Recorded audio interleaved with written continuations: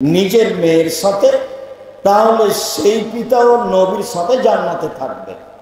তাতে তিনি বলেন যে মান আলা ফালাসা বানাতিন, কেউ যদি 3টি মেয়ের লালন পালন করে, ফাআল্লামাহুন্না, তাকে বিদ্যা শিখিয়ে দেয়, ও আদ্দাবাহুন্না, তাকে শিষ্টাচার শিখিয়ে দেয়, ও আহসানা ইলাইহিন্না, তার সাথে সদাচরণ করে, তাহলে এই পিতা আর মুহাম্মদ সাল্লাল্লাহু আলাইহি সাল্লাম জান্নাতে একসাথে এভাবে থাকবেন। তখন তিনি আঙ্গুল দুটি জমা করে দেখালেন, মধ্যমা ও তর্জনী 2টি আঙ্গুল জমা করে দেখালেন। পৃথিবীর মানুষ শুনে রেখো, 2টি মেয়ের যদি কেউ লালন পালন করে, তাহলে সে আর আমি জান্নাতে এভাবে থাকব। 3টি মেয়ের কেউ যদি লালন পালন করে, তাহলে সে আর আমি জান্নাতে একসাথে থাকবো। তবে তিনি এই কথা বললেন যে 3টি মেয়ের যদি কেউ লালন পালন করে, তাহলে মেয়েরা পিতাকে জান্নাতে নিয়ে যাওয়ার জন্য বিচারের মাঠে বেঁকে বসবে। তাতে মেয়ে থাকবে মধ্যে, আর ওইদিকে থাকবে জাহান্নাম, আর এইদিকে থাকবে মেয়ের পিতা। মেয়েরা 3 জন বলবে বিচারের মাঠে, আগে আমার আব্বাকে জান্নাতে দেন, তারপরে কোনো কথা। তার মানে বিচারের মাঠে আপনাকে জান্নাতে নিয়ে যাওয়ার জন্য এর চেয়ে কোনো শক্তিশালী পদক্ষেপ নেই। যতক্ষণ পর্যন্ত পিতার জন্য জান্নাত ঘোষণা না হবে, ততক্ষণ পর্যন্ত মেয়েরা মাঠ থেকে সরবে না, এ কথা মুহাম্মদ সাল্লাল্লাহু আলাইহি সাল্লাম বলে। তবে মনে রাখা ভালো হবে, কষ্ট থাকলেও আর একজনের সাথে কথা বলিয়েন না। আমি আপনার কষ্ট অনুভব করছি, আর বৃষ্টিকে রহমত মনে করি, গজব মনে করি না। কাজেই এইটাকে ভারী মনে না করে, কষ্টে আছেন, কিছুক্ষণ অপেক্ষা করুন।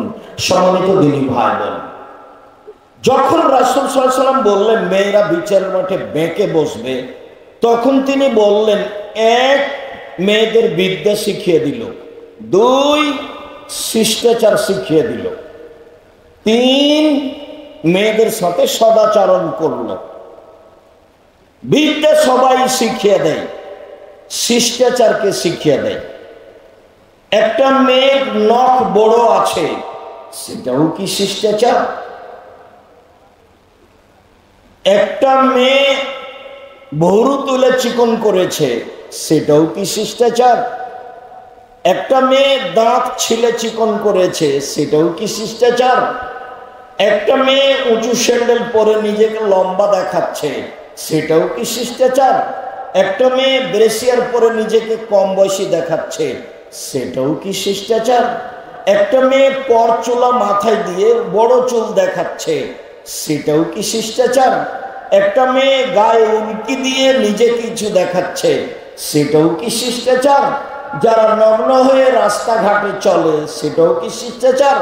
যেসব মেয়েরা বড় লম্বা মোবাইল হাতে রেখে জেনা দেখে, সেটাও কি শিষ্টাচার? পৃথিবীর মানুষ মনে রেখো, আমার জীবনে বড় ভয়, আমার উম্মত গোপন পাপে লিপ্ত হবে, এটা আমার ভয়। পৃথিবীর মানুষ মনে রেখো, আমার জীবনে বড় ভয়, আমার উম্মত গোপন পাপে লিপ্ত হবে, সেটা আমার ভয়। ওই ঘরে মেয়ে জেনা চর্চা করে, এই ঘরে তার ভাই জেনা চর্চা করে, ওই ঘরে তার মা জেনা চর্চা করে, এই ঘরে তার বাপ জেনা চর্চা করে, সেই বাড়িতে জেনার সয়লাব বন্যা, সেটা কি শিষ্টাচার? তোমার প্যান্টটা টাকনোর নিচে আছে, সেইটা কি শিষ্টাচার? তোমার দাড়ি চাঁচা আছে, সেইটা কি শিষ্টাচার?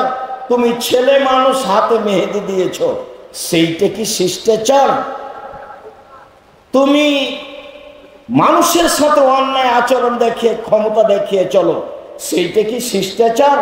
তুমি বাম হাতে চা খাও, সেইটা কি শিষ্টাচার? তুমি প্যান্টটা টাকনোর নিচে রাখো, সেইটা কি শিষ্টাচার? বাপ মা জানে না শিষ্টাচার কাকে বলে। যেখানে বিদ্যার কথা, সেখানে শিষ্টাচারের কথা, যেখানে বিদ্যার কথা, সেখানে শিষ্টাচারের কথা। জাবের রাদিয়াল্লাহু তাআলা আনহু বললেন, আল্লাহর নবী, আমি বেশি বয়সের মেয়ে বিবাহ করেছি, কম বয়সের মেয়ে বিবাহ করিনি 4টা কারণে। আল্লাহ রাসূল আমি বেশি বয়সের মেয়ে বিবাহ করেছি, কম বয়সের মেয়ে বিবাহ করিনি। 4টা কারণে। আমার পিতা উহুদের যুদ্ধে শহীদ হয়েছেন 9 জন মেয়ে রেখে। আমার পিতা উহুদের যুদ্ধে শহীদ হয়েছেন 9 জন মেয়ে রেখে। আমার 9 জন বোন রয়েছে। আমি তাদের সমবয়সের মেয়েকে বিবাহ করা পছন্দ করিনি 4টা কারণে। 1, লেতুয়াল্লেমাহুন্না, আমার স্ত্রী যেন আমার বোনদেরকে বিদ্যা শিখাতে পারে। 2, অলেতুয়াদ্দাবাহুন্না, আমার স্ত্রী যেন আমার বোনদেরকে শিষ্টাচার শিখাতে পারে। 3, অলাতুরাজ্জালাহুন্না, আমার স্ত্রী যেন আমার বোনদেরকে মাথা চিরুনি করে সাজগোজ করে পরিপাটি করে রাখতে পারে। 4, আমার স্ত্রী যেন আমার বোনদেরকে পাহারা দিতে পারে।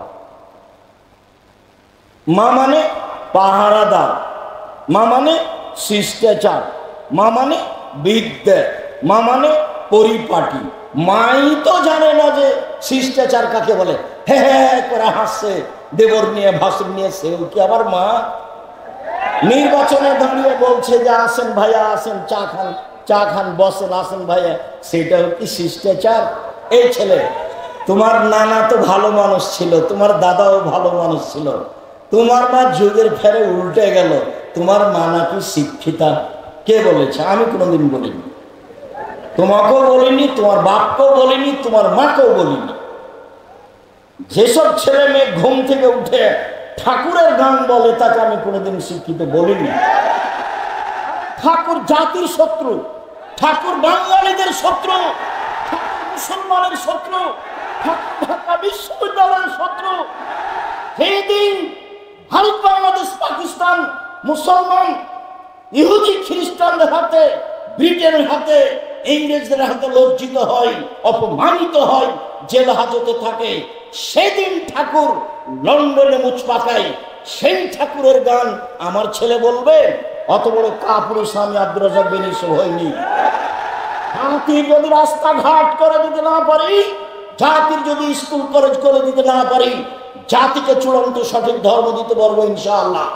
সম্মানিত দিনী ভাই বোন, ছেলে মেয়ে শিরকের মধ্যে ডুবে আছে, আর ও বলছে আমার ছেলে শিক্ষিত। ভুল হিসাব। আপনি আপনার মেধাবী ছেলেকে করতে চেয়েছেন বড় ডাক্তার। বড় ডাক্তার মানে কি? ও তো প্রতারক। কিভাবে? প্রায় ডাক্তারি। আপনি ডাক্তার, আপনি কষ্ট নেবেন না ভাইজান।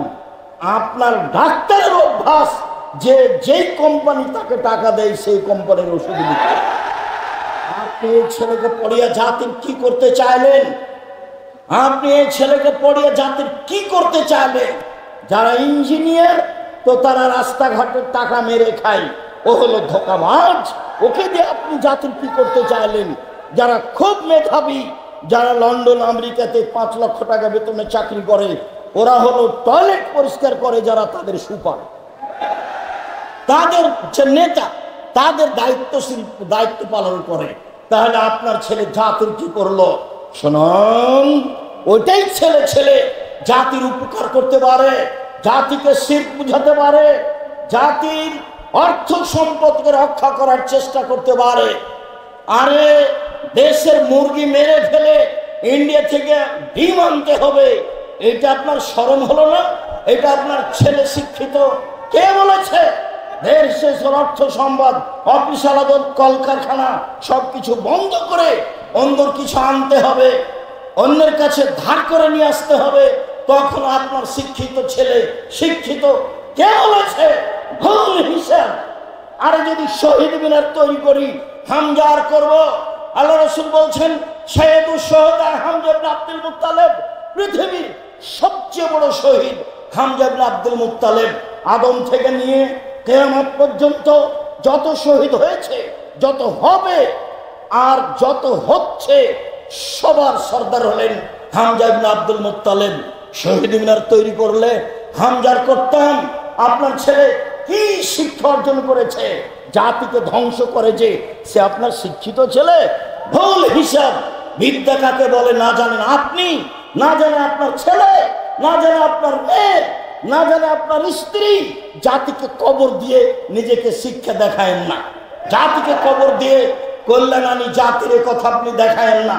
প্রত্যেকটা কর্ম আপনার জাতিকে ধ্বংস করা। আপনি কি দিয়ে বুঝাতে চাচ্ছেন যে আমি ছেলেকে মানুষের মতো মানুষ করতে চাই? পরকালের স্বার্থে জাতিকে কল্যাণের দিকে নিয়ে যেতে পারে সেই ছেলে মূলত শিক্ষা প্রাপ্ত, সেই ছেলে মূলত শিক্ষা অর্জন করেছে। সম্মানিত দিনী ভাই বোন, এক, বিদ্যা শিখাবে, দুই, শিষ্টাচার শিখাবে, তিন, পরিপাটি শিখাবে, চার, পাহারা দিবে ছেলে মেয়েকে, তার নাম বাপ, তার নাম মা। সম্মানিত দিনী ভাই বোন, মনে রাখবেন, শিষ্টাচার সদাচরণ এমন একটা জিনিস যা দিয়ে জান্নাতুল ফেরদাউস পাওয়া যায়। উমামা বাহিলী রাদিয়াল্লাহু তাআলা আনহু বলেন, রাসূল সাল্লাল্লাহু আলাইহি ওয়াসাল্লাম বললেন, পৃথিবীর মানুষ শুনে রেখো, কেউ যদি তর্ক ছেড়ে দেয় সত্য হলেও আমি মুহাম্মদ সাল্লাল্লাহু আলাইহি ওয়াসাল্লাম তাকে জান্নাতে একটা ঘর নিয়ে দিব। আমি জিম্মেদার। পৃথিবীর মানুষ শুনে রেখো, কেউ যদি মিথ্যা ছেড়ে দেয়, মজাক করে হলেও মিথ্যা না বলে, আমি মুহাম্মদ সাল্লাল্লাহু আলাইহি ওয়াসাল্লাম তাকে জান্নাতে একটা ঘর নিয়ে দিব। তিন, ওমান আলাল জান্নাত লিমান হাসানা খলকাহু, যে তার চাল চলনকে ভালো করলো, আমি মুহাম্মদ সাল্লাল্লাহু আলাইহি ওয়াসাল্লাম তাকে জান্নাতুল ফেরদাউস নিয়ে দিব। সেটা আমার ব্যাপার, কিভাবে নিয়ে দেব সেটা আমার ব্যাপার। ভালো চাল চলন কাকে বলে? জাতির ক্ষতি করে, জাতির অন্যায় করে, জাতিকে জেল হাজতে দিয়ে, মানুষকে অপমান করে, মানুষকে খাটো করে, মানুষকে জেল হাজতে দিয়ে আপনি বলছেন আমি সদাচরণের মালিক। আর আপনার এই দু পয়সার ছেলে আর একজনের পিছনে ঘুরে আর চোখ দেখায়, রাস্তাঘাট বন্ধ করে, এর নাম বিদ্যা কে বলেছে? এর নাম বিদ্যা কে বলেছে? এটাকে সদাচরণ কে বলেছে? সম্মানিত দিনী ভাই বোন, সদাচরণ দিয়ে দামি জান্নাত পাওয়া যায়। আবু মুসা আশআরী রাদিয়াল্লাহু তাআলা আনহু বলেন, রাসূল সাল্লাল্লাহু আলাইহি সাল্লাম বলেছেন, পৃথিবীর মানুষ মনে রেখো, জান্নাতে কতগুলি ঘর রয়েছে খুব উন্নত মানের পদার্থ দিয়ে তৈরি, যার বাহির থেকে ভিতর দেখা যায়, ভিতর থেকে বাহির দেখা যায়, যার বাহির থেকে ভিতর দেখা যায়, ভিতর থেকে বাহির দেখা যায়, খুব উন্নত মানের পদার্থ দিয়ে তৈরি, টকটক করছে, ঝকঝক করছে। সাহাবীগণ বললেন, লেমান হাজিহি, এত দামি ঘর কে পাবে আল্লাহ রাসূল? তখন আল্লাহ রাসূল বললেন, লেমান আলানাল কালামা, যার স্বভাব ভালো সে পাবে। রাসূল সাল্লাল্লাহু আলাইহি ওয়াসাল্লাম বলেন, পৃথিবীর মানুষ শুনে রেখো, ও জান্নাতু তাহরুমু রাজুলে ও ইয়াহরুমু রাজুলু আলাইহি, যার উপরে জাহান্নাম হারাম, যার উপরে জাহান্নাম হারাম, যে ব্যক্তি জাহান্নামের উপরে হারাম, যার উপরে জাহান্নাম হারাম, যে ব্যক্তি জাহান্নামের জন্য হারাম, কে? নম্র আচরণ যার, সদাচরণ যার, ওর জন্য জাহান্নাম হারাম, জাহান্নাম তার জন্য হারাম। এই কথা মুহাম্মদ সাল্লাল্লাহু আলাইহি সাল্লাম বলেন। পৃথিবীর মানুষ শুনে রাখুন, দেশবাসী, পৃথিবীর বাঙালি মানুষ যারা, তারা শুনে রাখুন, রাসূল সাল্লাল্লাহু আলাইহি ওয়াসাল্লাম বলেন, সদাচরণ এমন একটি জিনিস যা দিয়ে বড় বড় দুটি নেকি, আমলের নেকি পাওয়া যায়। এক, নিয়মিত রাতে তাহাজ্জুদ পড়লে যত নেকি হয়। দুই, নিয়মিত নফল সিয়াম থাকলে যত নেকি হয়, ভালো আচরণে তত নেকি হয়। এক, নিয়মিত রোজা থাকলে যত নেকি হয়। দুই, নিয়মিত তাহাজ্জুদ পড়লে যত নেকি হয়, ভালো আচরণে তত নেকি হয়। ভালো আচরণ কি জিনিস? দুই, ভালো আচরণ করলে তিনটে বড় বড় আমলের নেকি হয়। এক, আল্লাহর পথে জিহাদ করলে যত নেকি হয়, ভালো আচরণে তত নেকি হয়। দুই, নিয়মিত তাহাজ্জুদ পড়লে যত নেকি হয়, ভালো আচরণে তত নেকি হয়। তিন, নিয়মিত রোজা থাকলে, সিয়াম থাকলে যত নেকি হয়, ভালো আচরণে তত নেকি হয়। ভালো আচরণ কি জিনিস? ভালো কথা, ভালো কর্মের নাম ভালো আচরণ। ভাইয়ের সাথে গন্ডগোল করে যে তার ভালো আচরণ নয়, জায়ের সাথে গন্ডগোল করে যে তার ভালো আচরণ নেই, মানুষকে জেল হাজতে দেয় যে তার ভালো আচরণ নেই, দলীয় দাপট দেখায় যে তার ভালো আচরণ নেই, বংশীয় ক্ষমতা দেখায় যে তার ভালো আচরণ নেই, শ্বশুরের কাছে যৌতুক নেয় যে তার ভালো আচরণ নেই, বোনকে জমি দেয় না যে তার ভালো আচরণ নেই। এরা সব শয়তানি আচরণের মানুষ। 10 বছর হলো বাপ মরা, এখনো বোনকে জমি দেয়নি, আবার তাহাজ্জুদ পড়ে, ও আবার হজ করে। ভালো আচরণ কাকে বলে? সম্মানিত দিনী ভাই বোন, বলছিলাম 4টা জিনিস আছে যার, সবকিছু আছে তার, ইহকাল আছে তার, পরকাল আছে তার। 4টা জিনিস আছে যার, জান্নাত আছে তার। 4টা জিনিস আছে যার, ইহকাল আছে তার, পরকাল আছে তার। 1, হিফজ আমানাতিন, আমানতের রক্ষা। 2, হুসন খালিকাতিন, ভালো আচরণ যার, জান্নাত তার। 3, সিদ্ক হাদিসিন, সত্য কথা যার, জান্নাত তার। 4, ইফাতুল বিকামাতিন, বৈধ রুজি। ছেলেরা শোনো, আমার কথাটা মনে রেখো, আমি চকলেট বিক্রি করে খেতে বলিনি। আমি বলেছি প্রয়োজনে চকলেট বিক্রি করে খাবো, মানে সবচেয়ে কম পয়সার ব্যবসা। লোন নিয়ে ব্যবসা করতে রাজি নই। পয়সা উপার্জনের 4টা পথ ভুলে গেলে মনে হয়। 1, দিন মজুরি। 2, চাকরি। 3, জমি চাষ। 4, ব্যবসা। সত্যবাদী ব্যবসায়ী যারা, তারা নবীদের সাথে জান্নাতে থাকবে, এ কথা মুহাম্মদ সাল্লাল্লাহু আলাইহি সাল্লাম বলেন। কলার ব্যবসা করব, চকলেটের ব্যবসা করব, তাহলে আমার ঋণ নেওয়া লাগবে না।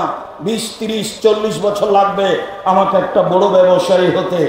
আমি কলিকাতায় হিরোইন কিনলাম, ঢাকায় বিক্রি করলাম, তার নাম আমি বড় ব্যবসায়ী।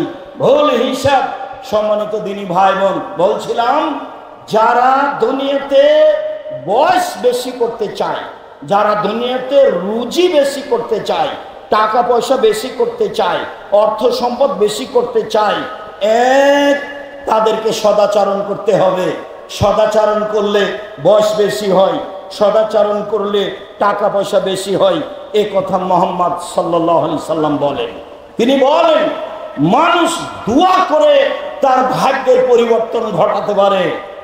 হাত পরিষ্কার করে ধুইলে, মাস্ক লাগালে করোনা ধরবে না, এ কথা মিথ্যা। আমি কোনোদিন 1 মিনিটের জন্য করোনা মানিনি, কোনো জায়গায় আমি মানিনি। আমি ঢাকায় এক লোককে দেখতে গেছি, তোর ছেলে মেয়ে বলছে হুজুর ভিতরে আসেন না, হুজুর ভিতরে আসেন না, হুজুর ভিতরে আসেন না, আপনারা বেঁচে থাকেন এটাই কামনা করি। নাই ছেলে, তোমার বাপের গায়ে হাত দিয়ে দোয়া পড়বো, এতে যদি আমাকে করোনা হয় আমি বলবো না তোমার বাপের কারণে হয়েছে। আমি জানি রাসূল সাল্লাল্লাহু আলাইহি ওয়াসাল্লাম বলেছেন পৃথিবীর সৃষ্টির 50,000 বছর পূর্বে আমার জন্য 4টা জিনিস লেখা হয়েছে। পৃথিবীর প্রত্যেকটা মানুষের জন্য লেখা হয়েছে। 1, মরণ। 2, জীবন। 3, রুজি। 4, রোগ ব্যাধি। সেদিন যদি আমার করোনা লেখা হয়ে থাকে আর আমি যদি আজ পাথরের মধ্যে ঢুকে যাই, তবুও করোনা রক্ষা হবে না। কেন? লেখাই আছে। তার নাম ভাগ্য। শোনো, তোমার আব্বাকে দেখতে এসে ভাগ্য অস্বীকার করে আমি আব্দুর রাজ্জাক বিন ইউসুফ মরতে রাজি নই। আমি ভাগ্যকে সামনে রেখেই, তাকদীরকে বিশ্বাস করেই তোমার বাপের গায়ে হাত দিয়ে দোয়া পড়ে যাব, যা হবে হবে। যদি করোনা হয় আমি বলবো না তোমার বাপের কারণে হয়েছে। পৃথিবী সৃষ্টির 50,000 বছর পূর্বে লেখা ছিল, তাই হয়েছে। পৃথিবীতে দোয়াই আপনার তাকদীর পরিবর্তন করতে পারে, ভাগ্য পরিবর্তন করতে পারে, অর্থ সম্পদ বেশি করতে পারে, জীবনের সুখ শান্তি আনতে পারে। সম্মানিত দিনী ভাই বোন, শুনুন, সহজে জান্নাত যাওয়ার পথ। 1, সচ্ছল অসচ্ছল অবস্থায় দান করতে হবে। 2, রাগ দমন করতে হবে। রাগ দিয়ে কোনো কাজ নিতে হবে না, কাজ মিনাল গাছ। রাগ দিয়ে কোনো কাজ নিতে হবে না। ভাইয়ের সাথে হোক, বোনের সাথে হোক, চাচার সাথে হোক, দলের সাথে হোক। আমি তো দেখেছি খুব, যারা আমাকে গালি দেওয়া শুরু করে তারা আমার মা বোন দিয়ে শুরু করে, এরপরে যখন তার গালি দেওয়া শেষ হয়, কথা বন্ধ করে, তখন আবার আমি রিং দিয়ে বলি, ভাইজান আর কি কোনো গালি ছিল বা আর কিছু বলবেন কি? আমি তার গালি প্রতিবাদ করতে হবে, এই পাতা আমি কোনোদিন পড়িনি। আমার জীবনে বড় ত্যাগ। 1, মানুষের প্রতিশোধ নেব না ইনশাআল্লাহ। 2, মানুষের পিছনে কথা বলবো না, অর্থাৎ বদনাম করবো না, দেখি কি হয়, আছি তো ঠিক। 1 মিনিটের জন্য কোনোদিন দল মাঝহাবের কথা বলি না, কোনোদিন সরকারি হিসাব করি না। কোনোদিন কোনো মাওলানাকে নিয়ে হিসাব করি না, ওর যা ভালো লাগছে বলে যাক। আমার মাথা ধুয়ে ছেড়ে যদি দেয় তবু আমি তার বিরুদ্ধে কথা বলবো না। আমাকে যদি ধুয়ে ছেড়ে দেয় তবু আমি তার বিরুদ্ধে কথা বলবো না। সেই পাতা আমি পড়ি না। সদাচরণ, সম্মানিত দিনী ভাই বোন, সদাচরণ দিয়ে দামি জান্নাত পাওয়া যায়। সদাচরণ মানে নাকি? সাহাবীগণ বলছেন আল্লাহ রাসূল সবচেয়ে আল্লাহর দেওয়া বড় নিয়ামত কি? তো আল্লাহ রাসূল বললেন সদাচরণ। 2 হাত নিয়ামত, তবে সবচেয়ে বড় নয়। 2 পা নিয়ামত, তবে সবচেয়ে বড় নয়। অর্থ সম্পদ নিয়ামত, তবে সবচেয়ে বড় নয়। ছেলে মেয়ে নিয়ামত, তবে সবচেয়ে বড় নয়। সবচেয়ে বড় নিয়ামত হলো সদাচরণ। জাতিকে বুঝাতে পারলাম না সদাচরণ কি জিনিস। রাসূল সাল্লাল্লাহু আলাইহি সাল্লামকে জিজ্ঞাসা করে আল্লাহ নবী, পাপ কি জিনিস, নেকি কি জিনিস? পাপ কি জিনিস, নেকি কি জিনিস? আল্লাহ রাসূল বললেন নেকি হলো সদাচরণ। তখন তিনি বললেন না নেকি হলো হজ। তখন তিনি বললেন না নেকি হলো রোজা। তখন তিনি বললেন না নেকি হলো কোরআন তেলাওয়াত। তিনি উত্তরে বললেন নেকি হলো সদাচরণ। আবু হুরায়রা রাদিয়াল্লাহু তাআলা আনহু বলেন রাসূল সাল্লাল্লাহু আলাইহি সাল্লাম বলেছেন সদাচরণ, আল্লাহ তাআলা বলেন সদাচরণ রহমান থেকে নির্গত হয়েছে। সদাচরণ রহমান থেকে নির্গত হয়েছে। আল্লাহ তাআলা বলেন সদাচরণ মান ওয়াসালাকে ওয়াসালতুহু, তোমাকে যে নিবে আমি আল্লাহ তাকে নিব। অমান কাতাকে কাতাতুহু, তোমাকে যে ছেড়ে দিবে আমি আল্লাহ তাকে ছেড়ে দিব। দলীয় দাপ দেখিয়ে একদিন বসবাস করেছে যে তার সাথে আল্লাহ নেই। চাচাকে চাচিকে, ভাইকে বোনকে অপমান করে দিন কাটিয়েছে যে তার সাথে আল্লাহ নেই। আপনাকে এটা বুঝে নিতে হবে। ক্ষমতা দেখিয়ে, অর্থের যে কোনো বিদ্যার যে কোনো ক্ষমতা দেখিয়ে বসবাস করেছে যে তার সাথে আল্লাহ নেই। সদাচরণ তোমাকে যে নিবে আমি তাকে নিব। সদাচরণ তোমাকে যে ছেড়ে দিবে আমি তাকে ছেড়ে দিব। আয়েশা রাদিয়াল্লাহু তাআলা আনহা বলেন সদাচরণ আরশ ধরে এভাবে ঝুলন্ত অবস্থায় আছে। সদাচরণ আল্লাহর আরশ ধরে ঝুলন্ত অবস্থায় আছে। থেকে বলে পৃথিবীর মানুষ শুনে রেখো, মানুষ সালেনি ওয়াসাহুল্লাহ, যে আমাকে নিবে আল্লাহ তাকে নিবে। ওমান কাতানি কাতাহুল্লাহ, আমাকে যে ছেড়ে দিবে আল্লাহ তাকে ছেড়ে দিবে। সদাচরণ নেই যার আল্লাহ নেই তার। সদাচরণ নেই যার আল্লাহ নেই তার। সদাচরণ আছে যার আল্লাহ আছে তার। ভালো চাল চলন যার আল্লাহ আছে তার। ভালো চাল চলন নয় যার আল্লাহ নেই তার। সম্মানিত দিনী ভাই বোন, আবু মুসা আশআরী রাদিয়াল্লাহু তাআলা আনহু বলেন পৃথিবীর মানুষ শুনে রেখো, আল মুমিন লিল মুমিন কাল বুনিয়ান, সদাচরণ দেখা চালানোর বাস্তবায়ন। সদাচরণ পৃথিবীর মানুষ শোনা, এই যে সদাচরণ একটা আর একটার মধ্যে ঢুকে গেল, এর নাম সদাচরণ। যারা এরকম থাকতে পারে না তার ভিতরে সদাচরণ নেই। নুমান ইবনে বাশির বলেন পৃথিবীর মানুষ শুনে রাখো, আল মুমিনুনা কারাজুন ওয়াহিদ, সারা পৃথিবীর মানুষ একজন মানুষ। মাথা ব্যথা করলে সম্পূর্ণ শরীরে ব্যথা হয়, চোখ ব্যথা করলে সম্পূর্ণ শরীরে ব্যথা হয়। লোকটা বিপদে পড়েছে, আমিও ব্যথা পাচ্ছি। ভাইজান কি সমস্যা বলেন? টাকা লাগবে, তার নাম সদাচরণ। ভাইজান অ্যাম্বুলেন্স নিয়ে আসবো, তার নাম সদাচরণ। ভাইজান ডাক্তার ডেকে নিয়ে আসবো, তার নাম সদাচরণ। ভাইজান কোনো ধার কর্জ লাগবে, তার নাম সদাচরণ। ভাইজান আমি কোনো উপকার করতে পারি, তার নাম সদাচরণ। পাল্টা বলছে বিপদে পড়েছে, ঠিক হয়েছে, ঠিক হয়েছে, ঠিক হয়েছে, উচিত হয়েছে। আমার চোখের সামনে 2টা ঘটনা আছে, আমার চোখের সামনে। তার একটা ঘটনা, 2 ভাই ঝগড়া করে জমি জায়গা ভাগ করলো আর ঢেঁকিতে কেটে ভাগ করে নিল। এটা আমার চোখের সামনে, ঢেঁকি কেটে ভাগ করে নিয়েছে 2 ভাই। তো এক ভাই ওখানে থাকবে না, তো বলছে এই শোন, আমার ভাগটা এমন লোকের কাছে বিক্রি করব, তোকে তো দিব না, দিবই না, যে লোকটাকে গুতাতে পারে। এক ভাই আরেক ভাইকে বলছে। আর আমার চোখের সামনে এক দলের লোক আর এক দল পরাজয় হলে গরু জবাই করলো, এটা আমার চোখের সামনে। গরু জবাই করে খুশি মানাচ্ছে। ধর্ম কাকে বলে? তাহাজ্জুদ পড়ে ধর্ম টিকে না। রাসূল সাল্লাল্লাহু আলাইহি সাল্লাম বলছেন, জিজ্ঞাসার উত্তরে আল্লাহর নবী অমুক মহিলা বেশি বেশি সালাত আদায় করে, বেশি বেশি দান খায়রাত করে, বেশি বেশি সিয়াম পালন করে, তবে প্রতিবেশীর সাথে ভালো আচরণ করে না। আল্লাহ রাসূল বলেন হে ফিন্নার, ও জাহান্নামে যাও। বেশি বেশি সালাত আদায় করে, বেশি বেশি সিয়াম পালন করে, বেশি বেশি দান খায়রাত করে, প্রতিবেশীর সাথে ভালো আচরণ করে না, আল্লাহ রাসূল বললেন জাহান্নামে যাবে। আল্লাহ নবী অমুক মহিলা তেমন বেশি সালাত আদায় করে না, তেমন বেশি সিয়াম পালন করে না, তেমন বেশি দান খায়রাত করে না, তবে প্রতিবেশীর সাথে ভালো আচরণ করে। আল্লাহ রাসূল বললেন হে ফিল জান্নাহ, ও জান্নাতে যাবে। আপনি আর আমি যেভাবে পৃথিবীকে বুঝেছি সেভাবে পৃথিবী নয়। আল্লাহ রাসূল বলছেন যে পৃথিবী তোমাকে ধোঁকা দিচ্ছে, তুমি বুঝতে পারো না। ফাত্তাকুদ দুনিয়া ওয়াত্তাকুন নিসা, পৃথিবীর মানুষ দুনিয়া থেকে বেঁচে থাকো, নারী থেকে বেঁচে থাকো। পৃথিবীর মানুষ দুনিয়া থেকে বেঁচে থাকো, নারী থেকে বেঁচে থাকো। পৃথিবী হচ্ছে অত্যাধুনিক যন্ত্র, আপনার কথা কর্ম সব ধরে রেখেছে ছবি সহ। বিচারের মাঠে আপনাকে দেখানো হবে, সব চলে আসবে আপনার সামনে। তখন আপনি দেখতে পাবেন ভাবির সাথে কিভাবে কথা বলেছেন, বোনের সাথে কিভাবে কথা বলেছেন, বান্ধবীর সাথে কিভাবে কথা বলেছেন, সব বুখারী মুসলিমের হাদিস। এই জন্য পৃথিবী থেকে বেঁচে থাকতে হবে সাবধান। 2, নারী থেকে বেঁচে থাকতে হবে সবাই জানি। রাসূল সাল্লাল্লাহু আলাইহি ওয়াসাল্লাম বলছেন মা তারাকতু বাদি ফিতনাতান আযালা লিরজালি মিনান নিসায়ে, আমি ছাড়িনি পৃথিবীতে মানুষের জন্য বেশি বিপজ্জনক বস্তু নারীদের চেয়ে। পৃথিবীর মানুষ শুনে রেখো, আমি ছাড়িনি কোনো বস্তু পৃথিবীতে যেটা পুরুষের জন্য বেশি বিপজ্জনক হতে পারে নারীদের চেয়ে। নারী হচ্ছে পুরুষের জন্য সবচেয়ে বেশি বিপজ্জনক বস্তু।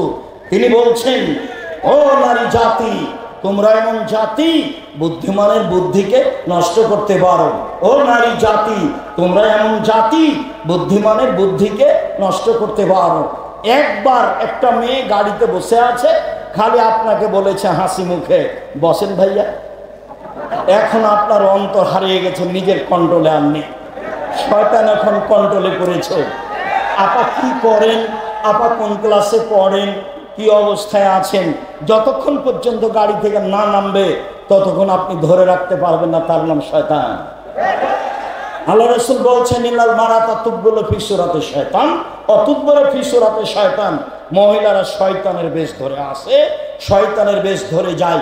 মহিলারা শয়তানের বেশ ধরে আসে, শয়তানের বেশ ধরে যায়।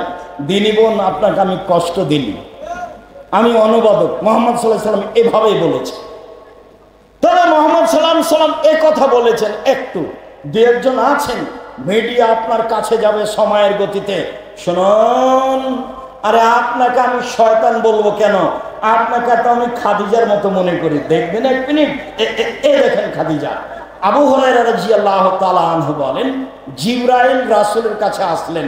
জিবরাইল বলছেন হাজি খাদিজা, এই যে খাদিজা আতাত আসছে, মা হা এনাউন, তার সাথে আছে একটা পাত্র, তাতে আছে খাদ্য, তাতে আছে তরকারি। খাদিজা আসছে, তার সাথে আছে একটা পাত্র, তাতে আছে খাদ্য, তাতে আছে তরকারি। ফাইজা আতাতকা, যখন খাদিজা আপনার কাছে চলে আসবে তখন খাদিজাকে বলবেন খাদিজা আল্লাহ তোমাকে সালাম দিয়েছে। 1, 2, খাদিজা জিবরাইল তোমাকে সালাম দিয়েছে। 3, খাদিজা জিবরাইল আমাকে বললেন তোমার জন্য জান্নাতে একটা ঘর তৈরি করা হয়েছে হীরা মুক্তা মাণিক্য দিয়ে, যেখানে কোনো হইচই নেই, যেখানে কোনো কষ্ট ক্লেশ নেই। বুখারী মুসলিম।